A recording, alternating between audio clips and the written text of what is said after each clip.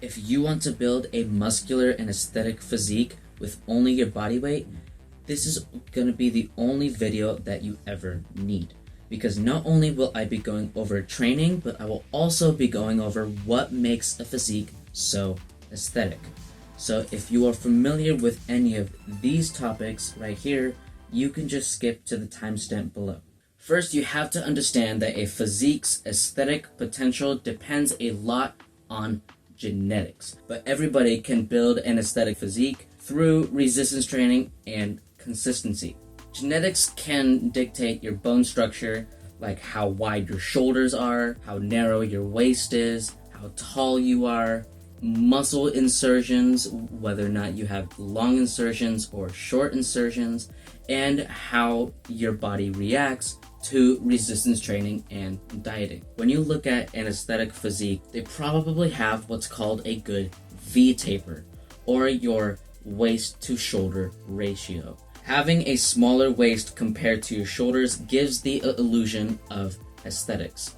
This means that somebody with less muscle can look better with somebody with more muscle if they have a better V-taper. Now, if you didn't win the genetic lottery and you don't have very wide shoulders, this is what this video is for, so you can train for it. Now, training will not change your genetics or bone structure, but it can help you with that overall aesthetic look. Next, you are going to want to train the show muscles, or the muscles that you look at first that are responsible for that aesthetic look. Here's an example of a picture that I took a while ago. What muscles do you notice that you look at first? Probably my chest, shoulders, and then my arms. But if you look closely, you can also see my right lat flared for that V-taper. Next, there's symmetry and proportions. Symmetry is simply that both sides of your physique are equal. That means not one arm is drastically bigger than the other, and so on. Unilateral exercises can help with muscle imbalances as you are training both sides with the same volume compared to, let's say, bilateral exercises where you have to use both sides and you can't guarantee that the same weight is placed on both. Next, proportions is simply that not one muscle group is drastically bigger than the other. And then finally, I know I shouldn't have to say this, but being leaner is better. You have more definition, it can help with that smaller waist, and your ab definition, which is also one of the important show muscles. For example, here's an old photo of me that I took a while back. What is the first thing you notice? Probably my sorry excuse for shredded abs. So we've got the V-taper, the show muscles, symmetry and proportions, and body fat percentage. And now that we know the basics of aesthetics, we can go into training. For our training, we are going to be training our show muscles as well as emphasizing our V-taper. Your shoulders are what cap off that V-taper and give you that wider look. The pike push-up is the #1 shoulder builder when it comes to calisthenics. When I first started training, for a few months, I never even trained shoulders. Then after I started doing pike push-ups and harder variations, I capped off my V-taper in only a few months and am still growing.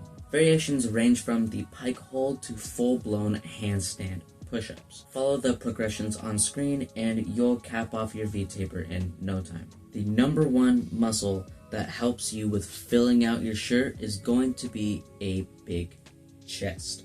Focusing on your upper chest. Those defining lines between your chest, collarbone, and shoulder is what really emphasizes that aesthetic. Now, I admit, I personally do not have the biggest upper chest because I do not train with aesthetics in mind, but if I did, I would include the decline push-up and the standard push-up. The decline push-up for the upper shelf, and the standard push-up for my compound movement. You can easily increase difficulty by increasing the range of motion with parallettes, or you can further isolate the muscle by using rings. And now that we've developed our chest and shoulders, the top of our V-taper is looking pretty wide. But for the sides of our Dorito, we train our back with pull-ups and rows. Pull-ups targeting the lats that not only give you a wider look from the front, but also the back as well. Training your mid-back with rows will fill out the rest of your back and give you that muscular back. And now that we have crafted our Dorito, we have what most people came here for, the arms, or the biceps and triceps. Now, targeting these with isolation exercises isn't entirely required, since you can't build a big back without also building big biceps as well. Same going for your chest and shoulders with your triceps. Not only are they not entirely required to train to get big arms, but they are harder to isolate to some extent. Triceps are definitely easier to isolate because all you need to do is push. Popular exercises being diamond push-ups and tricep push-ups, but diamond push-ups aren't exactly an isolation exercise. They target the triceps more, but they do train your chest as well. So to further isolate the triceps, tricep extensions on rings will be your best bet.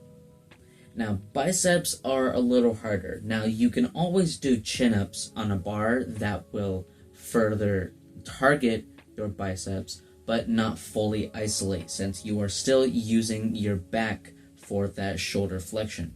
But get a set of rings and you can always do ring bicep curls. These are the best, if not one of the only bicep isolating exercises in calisthenics, just in general. And now that you have the perfect blueprint to build an aesthetic physique, how do you stay lean and keep those aesthetics throughout the process? Well, there is a method, but it's so overcomplicated by the fitness industry that I just had to make a video simplifying it on a whiteboard.